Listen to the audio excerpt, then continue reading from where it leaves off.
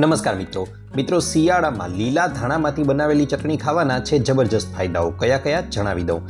સૌથી પહેલાં તો તે પાચનને સુધારે છે, સાથે સાથે ડાયેરિયાની તકલીફને પણ ઓછી કરે છે। આ ઉપરાંત બ્લડ સુગરને નિયંત્રણમાં રાખે છે અને સાથે સાથે તે ઇન્સ્યુલિનનું ઉત્પાદન છે તેમાં પણ વધારો કરે છે। ત્વચામાં એન્ટીબેક્ટેરિયલ અને એન્ટીસેપ્ટિક ગુણ ધરાવતી હોવાને કારણે ત્વચાની ચમક વધારે છે અને ત્વચા સંબંધિત સમસ્યાઓને દૂર કરે છે। સાથે સાથે તેમાં આયરન સારી એવી માત્રામાં હોવાને કારણે નવું લોહી બનાવવાનું કાર્ય પણ તે કરે છે। ઉપરાંત વિટામિન સી ભરપૂર હોવાને કારણે આપણી ઇમ્યુનિટી એટલે કે રોગપ્રતિકારક શક્તિને વધારે છે। હૃદય માટે સારું છે, હૃદયને મજબૂત બનાવે છે, બીપીને કંટ્રોલમાં રાખે છે।